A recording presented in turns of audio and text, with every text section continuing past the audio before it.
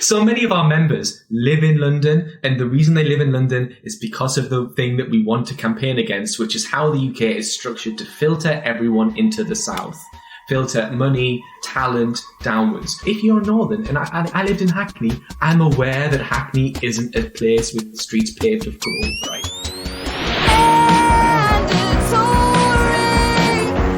Redistribution Party.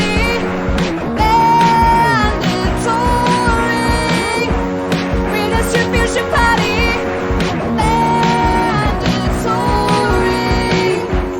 Redistribution Party.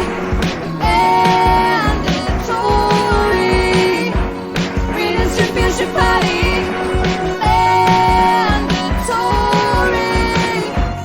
Redistribution Party.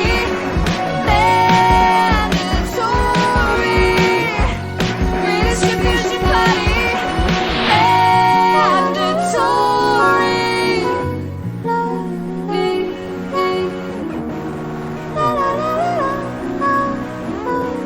Redistribution Party. Hello and welcome to Mandatory Redistribution Party. I'm Jack Evans, and in this episode I talk to Philip Proudfoot, the founder of new political party, the Northern Independence Party, a democratic socialist party founded in 2020 to fight the injustice of the North-South divide. You do not have to be Northern or in the North to enjoy this episode. Thanks for listening to the show. If you'd like to support us, please consider recommending us to your buds, leaving us a 5-star review on iTunes, or if you fancy, chucking us a few coins at patreon.com/mandatory redistribution party. Please now prepare your body and mind for the ebb. Before we get into anything else, I think I have to ask you this question. What is the North?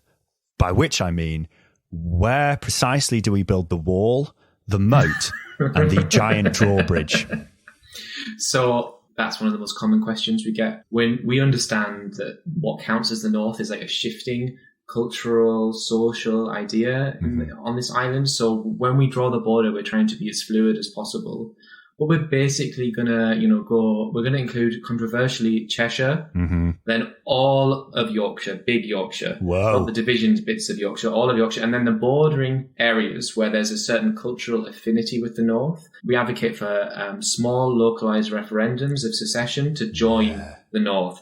So places like, there's a lot of questions around Scunthorpe, and I think we are officially including Scunthorpe. There's a lot of questions about Scunthorpe. but basically, we're going to go with sort of the official, sort of legally parliamentary recognised idea of the North, and then allow others to slowly join us and to join the northern state, Northumbria. I think go diagonally from the Humber to maybe even the Severn Estuary. Connect them up. When you say fluid border, we can have a sort of giant mega moat. When it comes to like the border infrastructure, we're considering like drywall because there's a lot of talent around drywall. Just plastering. I love it. Because that's like, I've seen like some absolute nitpickers who are like, oh, you're saying Northumbria. And I understand why you want to say Northumbria, because if you say north of England, you're still defining yourself with England, right? Whereas Northumbria, was a historical place, although obviously it's north of the Humber. So like that would, if you just took that literally, you can nitpick her and go like, well, actually, technically Liverpool and Manchester and Sheffield are all south of that. So are they but not also the if you north? want to, But if you want to nitpick, Northumbria as the kingdom also went all the way up to Edinburgh, and no one seems to like. We're not going into Scotland here, and like the nitpicking around that is really interesting because you have the sort of historian nitpickers who are like, well, actually, I think you'll find that doesn't exactly align, as if like all nations aren't invented anyway. Like, obviously, we're just reinventing it. We took the name because, like you say, it's cooler on the one hand, like Northern England. No one wants to be England. No. So, like, if you say I'm Northumbrian, it sounds a lot better than just saying I'm Northern English or I'm a Northerner. Fine, but like north of what? Like, saying Northumbria is the way in which we can cement this idea of a state, like of a northern identity. And then it makes people think of cool Vikings as well, because Cool the Vikings, Viking, Nazis keep trying to claim like Vikings for some reason, and it's really annoying. So that's the other nitpicky historians. So those like the progressive historians who are like, oh, you're playing with all of these like right wing things. Well, actually, if you look at all of our messaging, all of the things we put out, all of the statements we make, we're taking that and we're actually complicating, nuancing, making progressive that history. And we're saying, instead of just like, I mean, we'll probably get onto this, but the way in which I feel it's often gone with like this sort of northernness is that it's been ignored by elements of the left and allowed to fester and grow and become associated with right-wing sort of nationalism. And we're saying, no, you're not allowed to do that, basically. And we're trying to like draw attention to these great moments in our northern history. If we say what is the North, the second question there is like who is a northerner, and the idea of a northerner in the English popular consciousness is a straight white man with like fag yellow teeth who loves nukes and hates foreigners. The only northerner that the sort of London political class is interested in, because there was never, it's one of the things that frustrated me about the sort of Corbyn project in the Labour Party, is there was never, ever any curiosity about the massive groundswell of a sort of very diverse popular base, a lot of whom are in the North. And there was no curiosity about going to do vox pops from them or asking them about why they thought what they did, in the same way that they'd get some Belm who loves UKIP. It drives me crazy. It's like what they do is so like there are two elements of blame. Then a lot of it actually emerges, I think, from like centralization. So there's a centralized London media class, and then there's a centralized sort of political activism in this country. So and they mutually feed off each other. Yeah. Basically, what they do is they go to a Leeds and find someone drinking in the middle of the day who says something horrendous and racist, and then this becomes the popular notion of what is the North. Yeah, and then because I lived in London for a long time, and I talk about the North, and I talk about the North to people I would consider comrades, and they would have exactly the same ideas of the North. They'd think that it's basically just all like pies, rain, bigots. Like, and I just don't understand it. Like, recently, there was quite a successful post we did around Windrush, is that like Windrush, the way it gets remembered is London, right? But there was a huge Windrush generation in Liverpool. And like Liverpool really, of all of the places I think shouldn't fit within this imagination, and the people in the South should know about, is Liverpool doesn't really fit this stereotype that people have anyway. But nonetheless, it doesn't seem to lessen it, you know, like it's this sort of homogenous crap just keeps coming. And I mean, like, obviously we see it now, and how it manifests politically with Keir Starmer's new strategy, which flag is shagging. Because I love this country. I'm proud of this country. And you know what? This is the thing that really like gets to me, is that when I grew up in the Northeast, right? If there was a house that was flying the Union flag, the butcher's apron. The butcher's apron. If there was a house flying the butcher's apron, your mum would say, "Stay away from them. They're weirdos." Yeah, they were the weirdos. Like, they were the weird people who were maybe in the BNP, and like there was one next to my granddad's house, and my granddad was embarrassed about it, and we were always told not to play near there. And now that's official Labour Party strategy, is to appeal to those weirdos. It's like a specific regional version of the Authenticrats thing. The North is seen as this like weird signifier of authentic working class, and there's like a feedback loop between those two things. And obviously there's loads of rich Tory pricks in the North as well, which is like maybe something that I presume you have to kind of strategically address.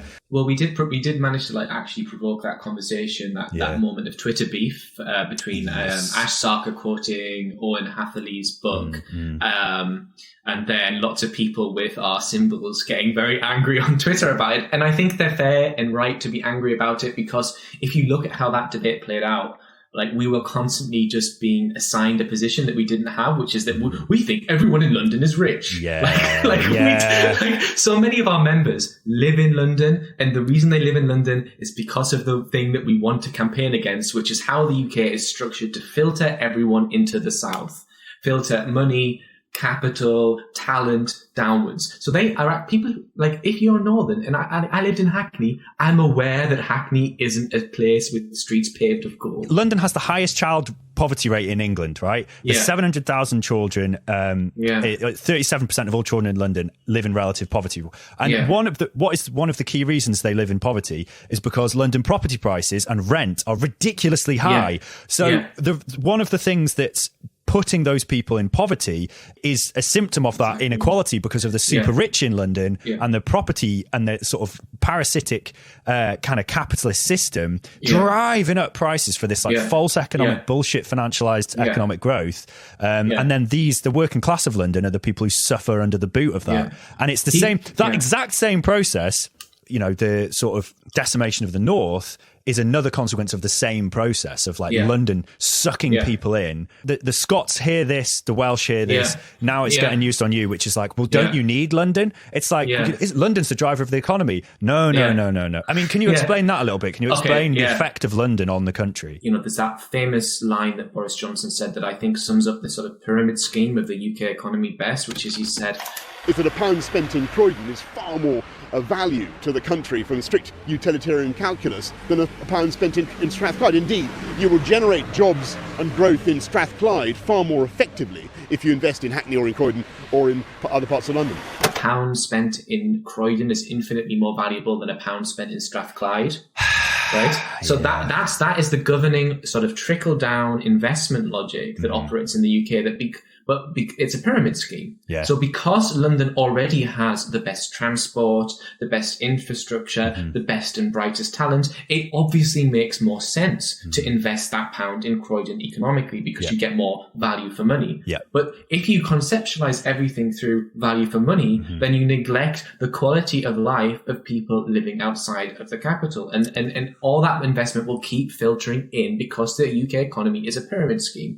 And when we talk about this, you know, it's not even a radical, like, although I think the proposition is radical, we can look at our European neighbours and see ways in which it can be actually done differently without requiring some like drastic revolution. Like if you look at like Denmark, for instance, like when I spoke to some comrades in the SNP about like NIP and our ideas, they pointed out that, you know, you can take something really basic. If you look at Denmark, all of their major roads go north, south, east, west, right? In England, they all just go south. Everything just goes south. So that's the way in which it's like established. And the next thing you said is like, about, you know, do we need London? Well, like there's lots of things we can respond to that in terms of the economy. Like, so first, what counts as the economy on this island? Well, a lot of productive activity takes place across the country that feeds into the economy, but the headquarters are based in London. Yes. So they file for tax in London. So the statistical evidence we have about like where economic activity takes place is already biased by that very pyramid scheme. So you might have a company that's manufacturing goods in Manchester, but its headquarters is in the city of London. So it files for tax in the city of London. So we don't actually have an accurate reading of economy in the UK anyway.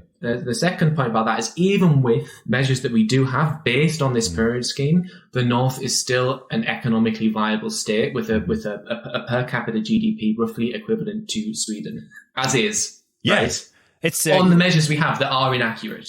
On the existing wrong measures, if they're corrected, it would already be a better position. We're still one of like the strongest economies in the EU. Something like the 70th strongest country in the world. So like it's just not true. However you look at it, that the North needs London. London also needs the North. It's just deeply frustrating how it pulls talent away from everywhere. Like, I mean, I as a comedian, there so many people just sort of have to move to London because that's where you have to be, because that's where the opportunities are. And then it gets retroactive like, oh, you know, London's the place to be for comedy. And it's like, it becomes this like vicious cycle of just sucking talent away from everywhere else. What you're saying there reminds me, one of the very first interviews I did was with this pretty melty independent journalist, who's wrote like a sort of funny comedy piece about NIP when I think we had like 5,000 followers at that point. You know, he like in his article said, maybe the solution to the North is if all these talented Northerners just stay there. I mean, I'm not going to begrudge people moving away because there are opportunities for them to exist that aren't in the North. Like, I'm an academic. I have to constantly move around. But it's about access. It's because of all the investment and the infrastructure that exists in London. So, you know, I can talk specifically about the comedy industry, but it just copy pastes across everything of like, that's where TV production is. That is where, you know, little theatres and stuff like that. Yeah, you can stay in the North, but it's way, way harder because you might be there, but the infrastructure isn't. Sort of, you know, there's Media City in Manchester and stuff like that. But still, it's like, okay, that building is there. The other one's HS2. You know, like you were saying, all the roads kind of go to London. Like the rail network does as well. And obviously, you know, HS2 is really just about helping landlords because London's reached peak property prices, whereas Manchester's ramping up, and that they've just seen an opportunity for more financialized growth without actually building a good economy, because it's making it easier to commute to London. So it's just deepening that, the hold of London's tendrils on the rest of the country.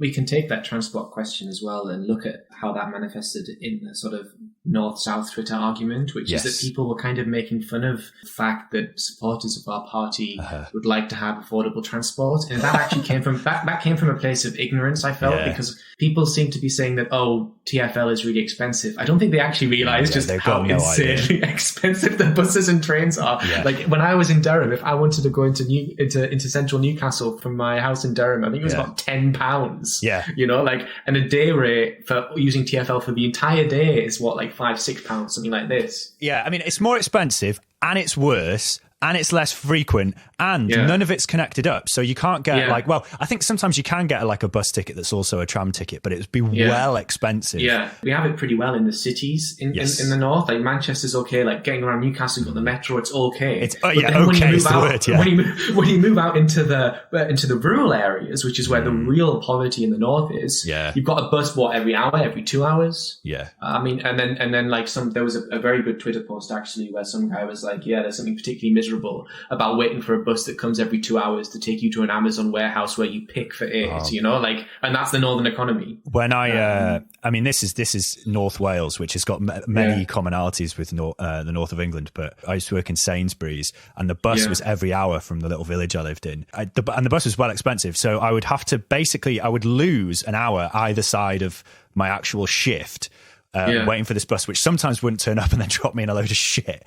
Yeah. And then like, so I'd lose an hour every side of my shift. And then when I got to the job, basically the first hour I worked was paying for my bus ticket. Paying for the bus, And like, I have never, that was 10 years ago and I've still not got over it. But that's rife everywhere. Like as soon as you go out of the cities, it's an absolute nightmare. And not just for work as well. Like if you want to go out into town at night, because then everything just shuts down after 11 p.m. And you can see what that disinvestment in everything, especially in transport, is happening because of that broken economic relationship. And it's really just so important to be clear that that we're not just the most centralized country in Europe, like by a small degree. Yeah. We're 300% more centralized than our nearest, according to studies conducted by the EU that were shared with me through comrades in the SNP. We're showing me this. So, you know, like if you look at it, it's just, we're huge. It's a huge degree of absurdity in this country. And it's not just like buses as well. It's like people's life expectancy, like the life expectancy, like the big regions of the north have got the lowest life expectancy, and the lowest life expectancy in England is in Blackpool. And people in the north genuinely have less time on earth than people in the south because of this regional economic divide. If you look at that chart, it's just, I know the one you're talking about. In the top, it's the northeast and the northwest are red, and then it gets slowly green meaning longer life as you move south. It's the clearest example of how that actually produces, what academics would call structural violence. Yes. So there's a structural violence within the economic relationships in the UK. And that's the thing as well, is it's structural. And I think some people have taken it as like, we're having a go at individuals in London or something. If you say, and it's like, no. I tried to make that point with Ash Sarkar, where she was like highlighting cheap property in cheap properties in the Lake District somewhere. So then I was talking about, like, my dad lives in Ferry Hill. Like Ferry Hill in the northeast has the cheapest houses, I think, in the UK. You can get a house there, 2-bedroom, for like £30,000 or something. Yeah. So I was saying, like, why doesn't Navarra move to Ferry Hill? If the single reason why people live in the places they do is the affordability of property, move to Ferry Hill. Maybe there's another reason not everyone is living in Ferry Hill. I think it was one of those things where, because Ash Sarkar is generally excellent, and I think it was one of those things where it's just a lot of people on both sides were misunderstanding the essence of the point, which is that there's massive inequality and working class suffering all around the country, and a lot of it is a result of centralized vampire capitalism of London. And it's like, no, we eventually made up. We eventually made up in the disagreement, and we agreed. It was, but there was still just, because I'm on one side of it. I really felt there was a lot of like putting positions to us that we didn't have, and it was really like turning NIP into a straw man, saying that we're chippy, you know, like why is it chippy to want to talk? Chippy's funny, but like why is it chippy to want to talk about the North-South divide? Why is that like it does exist, right? It's almost as if people think it doesn't actually exist or that it's not important. So like I saw other like people talking about like, oh, we're angry about how London has museums. Like the North-South divide is more than just museums, but museums also are important. Yeah. Like, you know what? The thing about the North is that it actually are museums. If we just talk about that, they contain a lot of working class history. Those museums being shut down is actually quite sad. For people who might be interested in the history of working class struggle. So if you like, Beamish does a great job in maintaining that in the Northeast. People's History Museum in Manchester. Exactly, always under threat. People's History Museum. These things are like actually important if you care about the working class struggle. And and also the history of the working class is so intertwined with the history of the North. Just so at the start, just for listeners' context of like I don't know how much people know that kind of regional divide, but basically because the south of England is flat, it could be farmed, so it was much more agrarian. Like, you know, kind of putting London aside, the North, very hilly, absolute horror show, and not as good for that stuff. But then suddenly the Industrial Revolution happens, and then underneath those hills that are a nightmare to farm, they go, hold on, what's this coal? This is quite good. And all these rivers, these are quite good. And that enabled the sort of Industrial Revolution. So, you know, the North has got a lot to apologise for in terms of like bringing about industrialised capitalism. So maybe actually as soon as the North gets independence, it needs to do reparations to the entire planet. But there's even more than that, though. Even more. I mean, but that's the thing, isn't it? Of like, oh, there's coal, there's water. Hold on, what are we going to make? Cotton. Oh, we can't grow cotton here. Where does that come from? So, you know, the North was the beating heart of the Industrial Revolution.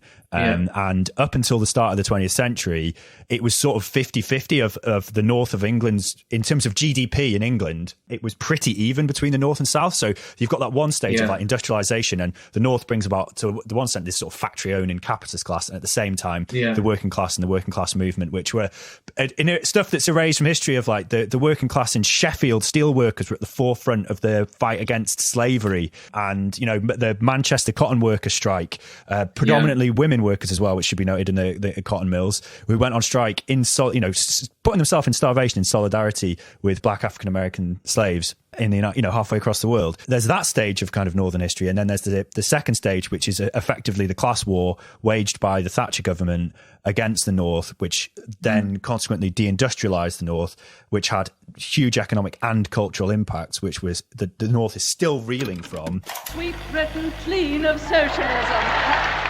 Not a bit of good, not a bit. I'd put a stake through her heart and garlic round her neck to make sure she never come back.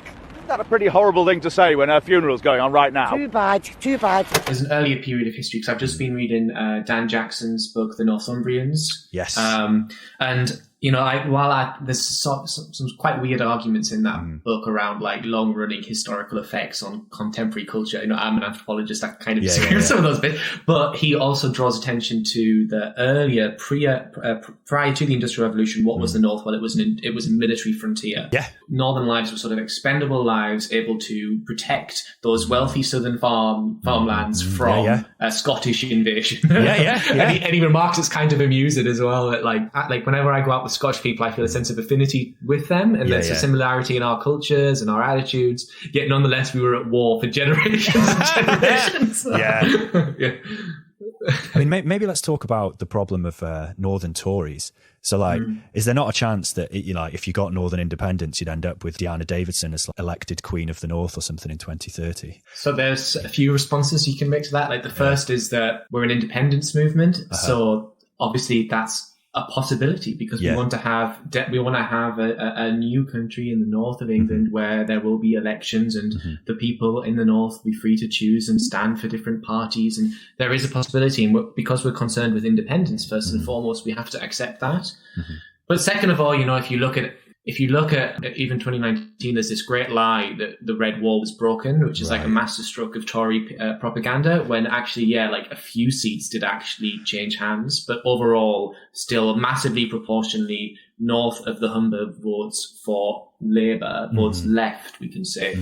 I mean, our policy proposals are firmly, within the sort of democratic socialist tradition. And we would try our best to convince people in the north of England that, socialism is it's not just something that we desire, ideologically.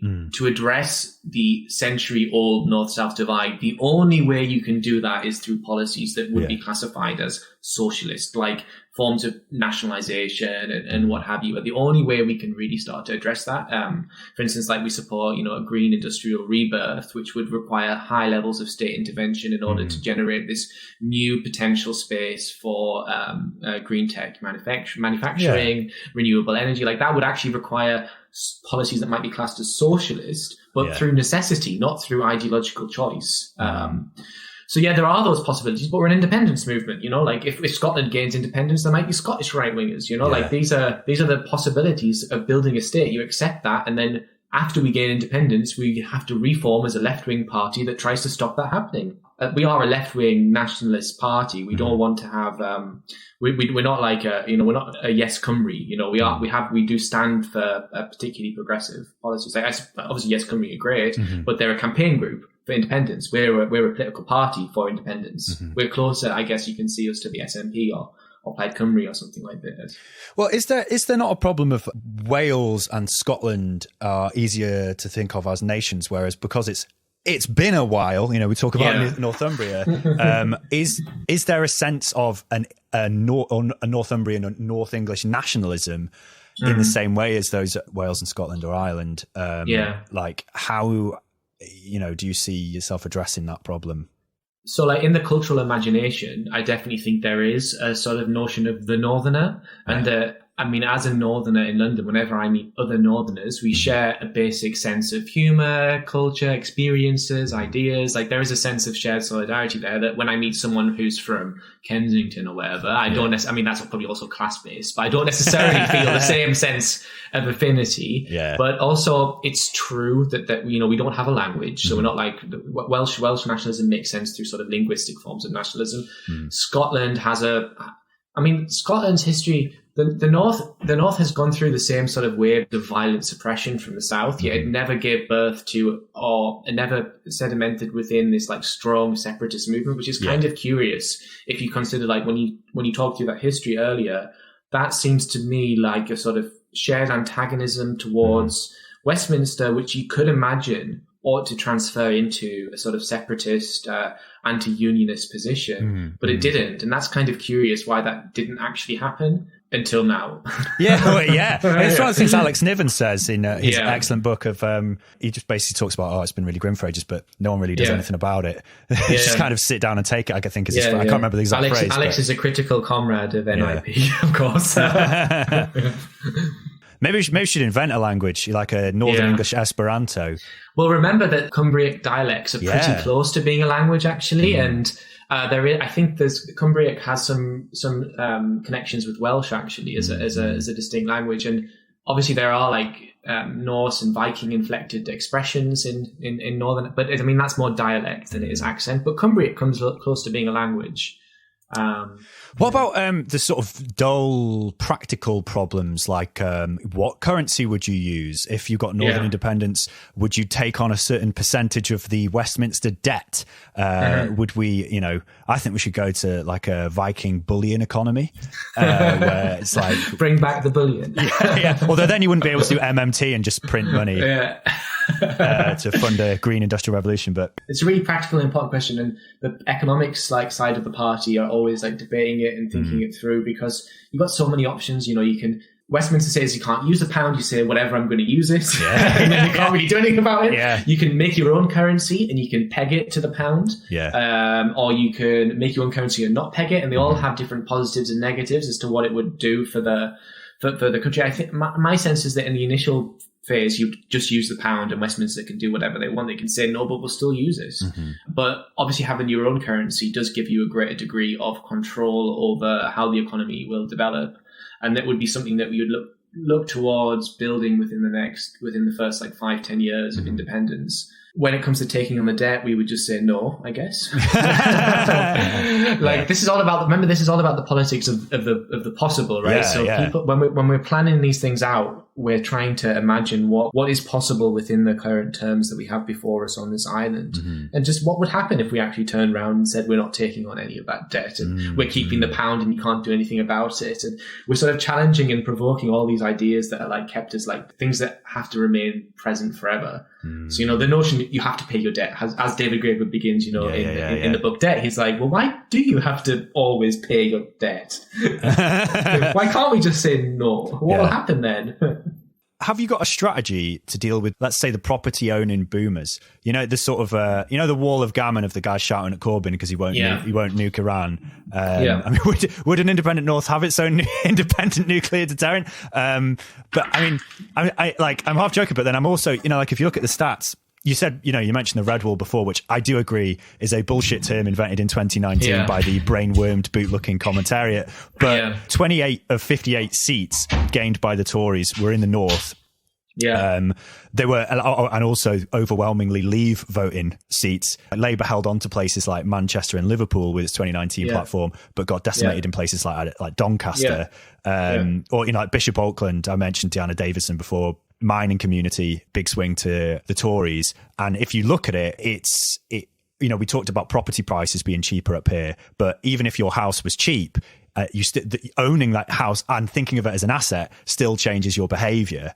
And the thing, you know, like in places, I said, you know, like Labour in 2019 held on in places like Manchester and Liverpool because a lot of those areas are people who are in their 20s and 30s and are renting. And then the places where it collapsed were home owning 50, 60-year-olds, even if their houses were cheaper than they would be in London. On paper, they'd be, you know, those people would probably be labelled as working class if we use that stupid alphabet soup system of, you know, defining class.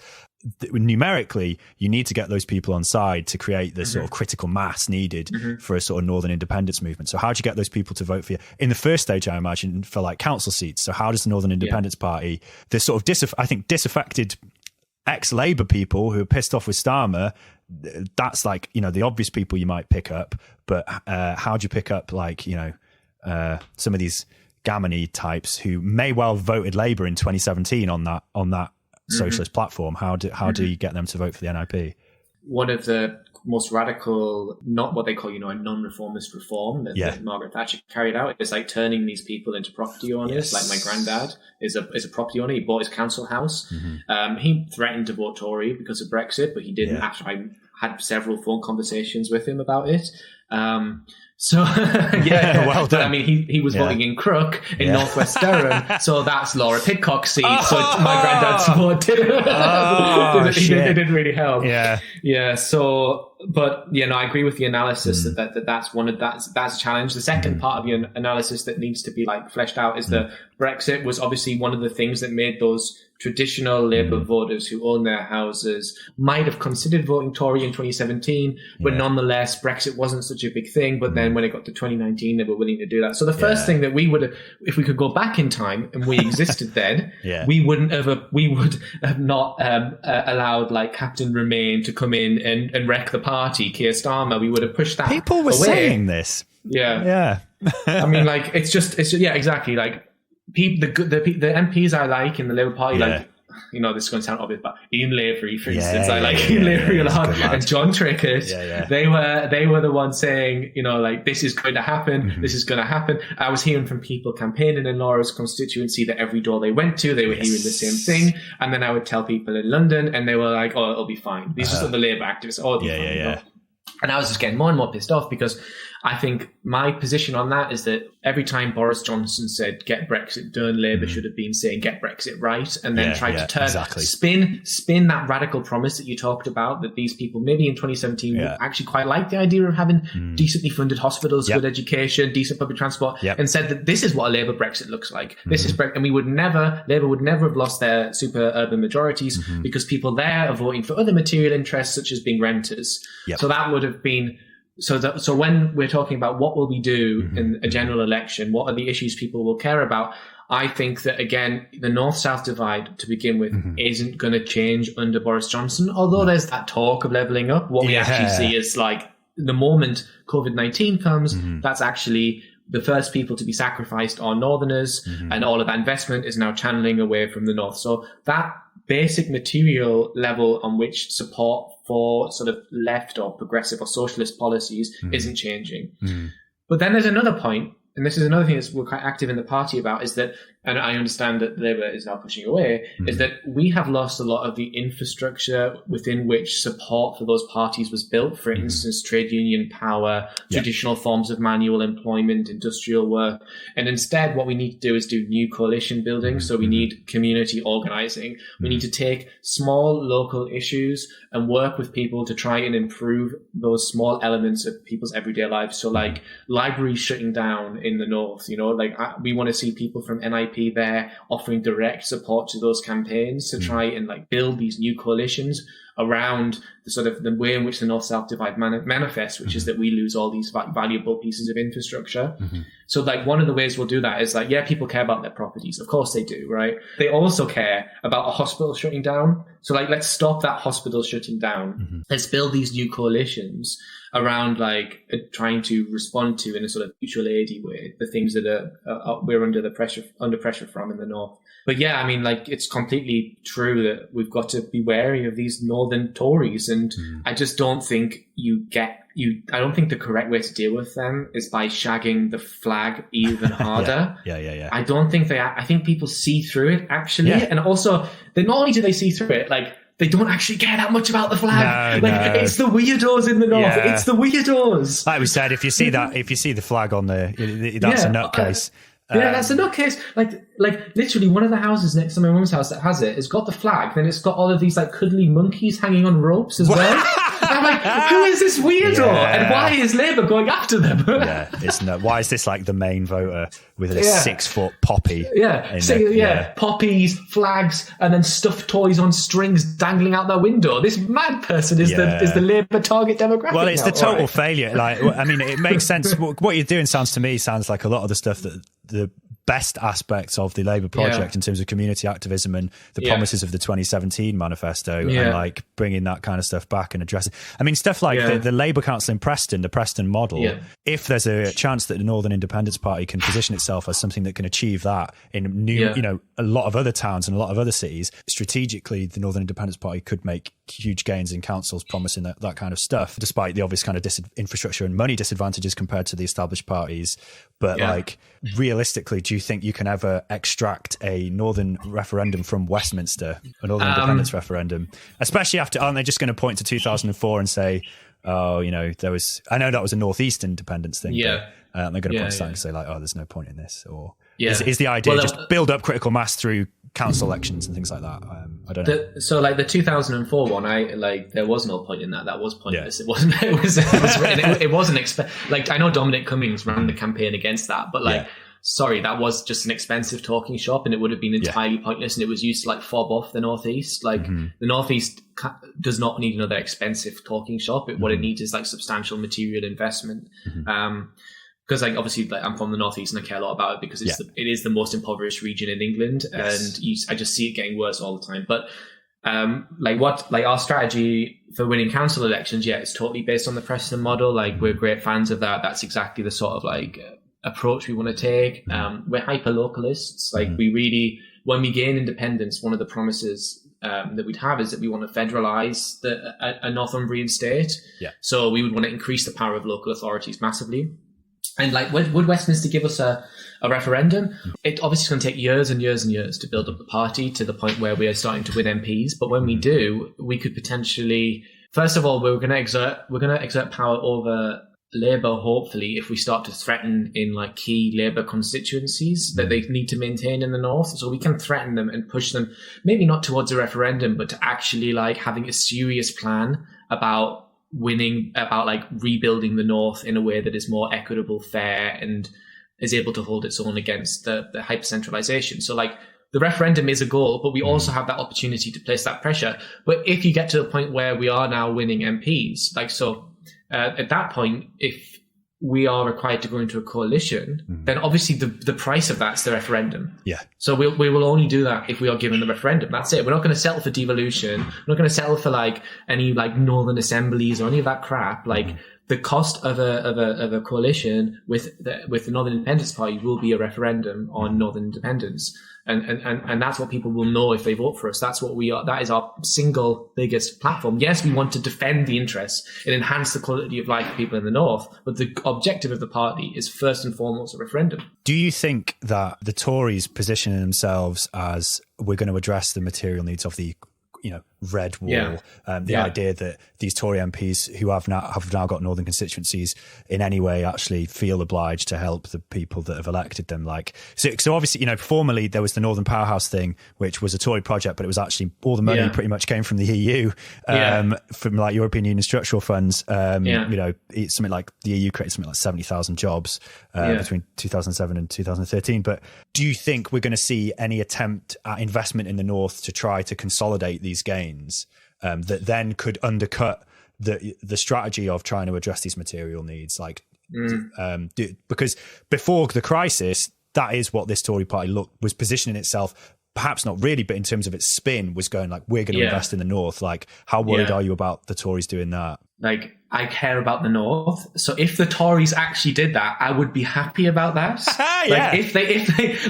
If the result of like Corbynism was that we produced these policies within the Tory party where they do actually improve the lives of people from our region, I'm not opposed. I think that's great. Yeah, but I just don't. Obviously, I don't believe for a second that they're going to do that. I think they'll be potentially what their strategy will be is they'll be like a sort of showy type of thing. They'll be like moving television centre, that type exact same thing, but maybe like putting some more elements of like infrastructure in the state infrastructure in the North, like maybe you've got the Passport Authority in Durham, or maybe move something else up to the North, because that's one of the major employers now is actually government work.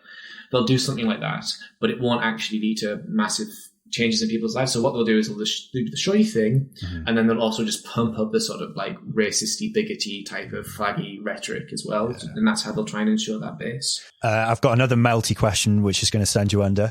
But I'm going to ask it. How worried are you about splitting the left vote and letting the Tories in? Well, I don't think voting for Labour now is even a left vote, so I'm not worried at all. It's not a left vote anyway, is it? It's just. I mean, what does that mean? Letting the Tories in? Labour Party let the Tories in. Now Labour Party have Keir Starmer is a Tory, right? So I don't see this problem. And also, on top of that, I really despise this idea that somehow Northerners owe their vote to the Labour Party when it's like systematically screwed them over. I don't think we do owe the Labour Party our vote. They definitely don't have a monopoly on socialism. They barely even, the periods in which the Labour Party has been socialist is minuscule. So it just doesn't make sense to me. Is that can't have a monopoly on something you're not even selling, right? Yeah. We are the left vote in the North now. Like, it doesn't make sense to me. Yeah. Obviously, we would stand aside for, like, we would obviously consider standing aside for like certain Labour MPs that are like, I wouldn't feel confident or comfortable running against Ian Lavery or Laura Pidcock if they ran again, or like certain MPs in like Liverpool or whatever. What are you thinking about in terms of media strategy? Because it is certainly possible for small parties to get this, like, to have a big impact. I mean, just look at UKIP, right? I mean, what they achieved is completely, amazing in terms of, what just strategically. But to an extent, UKIP's different from the NIP in the sense that it was backed by factions of capital and factions of the media who found them extremely useful for their agenda. And I suspect, given the Northern Independence Party is a democratic socialist party, it's less likely to be treated how UKIP is and more likely to be treated how the Corbyn project was, which was, as you said earlier in all your interviews, you were, sort of almost treated as like a joke piece rather than an actual serious political project. We're both, by the way, we are a joke and we're serious. The dialectic, baby. But like, what's your media strategy? Because stuff like The Sun is still the biggest selling newspaper in the North. Well, so far the media just keeps coming to us, so we're doing pretty well. I'm doing it right now. I was on ITV and stuff, but I've got we've got another ITV thing coming up. Like, so basically, people are coming to us, and it's not. we serve the agenda of the news at the moment because of all of the attention on the breakup of the UK. Okay. So we're a bit like now, Scotland wants independence, and in other news, so does the North. We're filling that and in other news bits. So we're going to be part, I think, of a documentary on ITV soon, actually, about the breakup of the UK.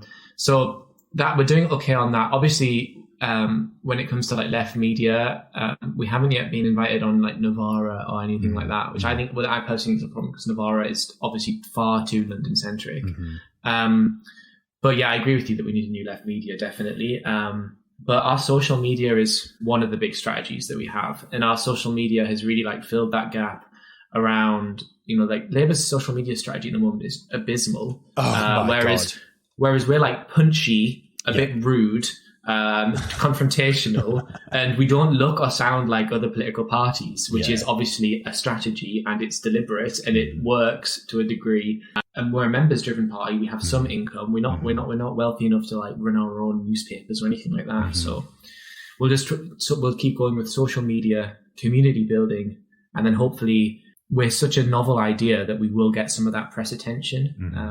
You need to get on Question Time and start saying the maddest stuff possible. No, that does help. And like we're also like we've taken positions that like other parties just refuse to take. Like we're unashamedly like defending trans rights, which is apparently controversial. So like even doing that gets us attention, and it's good for us to get attention that way, because it's weird on this island that defending the rights of these people is considered controversial. And especially like, people would say on that question, they'll say to us, why are you talking about this? And I'm like, because they're trans people in the North.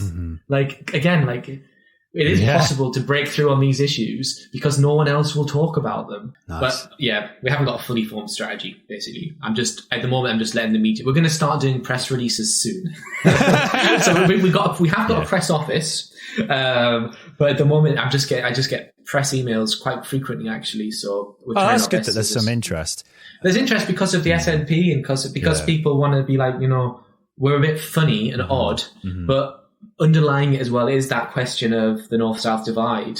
And there are quite a few Northerners in the media who work in London and are a bit angry about the North-South divide anyway, and are sort of like pushing us onto it. So like the people who I spoke to at ITV or from Liverpool, whatever, they put us on because they actually do also care about the issues we stand for. I just like the idea that you focused on posting. You could be the Northern Independence Party secretly the shitpost party. Completely. And I say to people who talk about that, like people on the left who obviously don't actually do anything themselves, or like, you're just a Twitter party. I'm like, well, first of all, I don't know if you've noticed, but there is actually a pandemic at the moment. So it is actually kind of difficult to get out into people's communities right now and do other things. Second of all, if you say people are just a shitpost party, would you go back in time and say like a 19th century party is just a printing press party? Like, Twitter is incredibly important for building a party at the moment in the present environment. And you can actually do both. You can do both. You need to start Twitch streaming as well. I hate that shit. The idea that like just putting something on your phone that takes 5 seconds means that you're not doing something else. It's like, absolutely. And also like the stuff the Black Panthers were putting out about, they came up with calling the police pigs, guys. In like your media output that's like easily consumable, quality, provocative and funny is good and does not prevent you, and is not mutually exclusive from doing other stuff. But like you say, in a pandemic, maybe it's actually important to be doing. And the other thing that I find strange about it is to mention David Graeber again. Is like, that his like final book, Bullshit Jobs, right? Yes. What is a form of labour a lot of people are doing? It's look busy work, right? So a lot of people actually don't have the time or capacity or space to go out and do like full-time political mobilising. But what they can do is when they're looking busy, go onto Twitter, go to NIP and retweet our content. So actually that's what politics looks like in relation to what the labour market looks like now as well. So I think it's just such a cheap position when people play that. I mean, I should point out that we have now a lot of people say you're not even registered with the Electoral Commission, right? Those people who say that, first of all, You don't actually have to be registered with the Electoral Commission unless you plan to stand an election. You can be a political party without being registered. We're registered with Companies House, which is a thing. But anyway, regardless, we are now registered or in the process of being registered with the Electoral Commission. So we are now on the webpage as a party coming up for review for registration. So all things being fine, we'll be registered and ready to stand in the elections in May. We made the deadline. And the reason, to be clear to anyone listening who's been posting this stuff about us, the reason why we took so long is that every document we submitted went before our various decision-making bodies within the party. So we voted on the constitution, we voted on all of the financial documents. Everything was done democratically as we did the registration process. What? You didn't do it all with behind-the-scenes rat fucking manoeuvring against each other? No, it was all out in the open. What? Questions, voting, reforming, Google Docs, all online. Radical. Yeah. Cool. The Northern Independence Party. It exists. It exists officially. It's a thing. Yeah. State sanctioned. We will I am worried eventually we'll get sanctions. It's a good thing sedition is no longer a crime. Well, it was removed as a crime. Well, the SNP got compared. The Tories compared the SNP to the Viet Cong this weekend. So maybe you should aspire to that, and then actually tool up and obliterate them. Joke in Minecraft. They should be wary about that. One of the stereotypes that's true about the North is that we are all well hard. Yeah, exactly. Yeah. I think I've seen one glass in a year in my time in the North. Yeah. Or attempted. Yeah. I got married in the North, and on our the party afterwards, one of my friends from America got glassed. Whoa. And then I was like, one of us.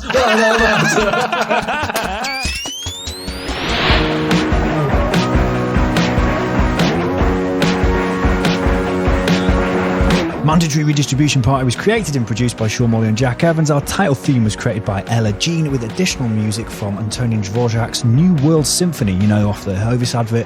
Thank you, Philip, for coming on the show. If you'd like to find out more about the Northern Independence Party, check out freethenorth.co.uk. As always, thanks for listening, and big thanks to those of you who share episodes on social media or support the podcast on Patreon. Hope you're okay. Hope you're doing all right.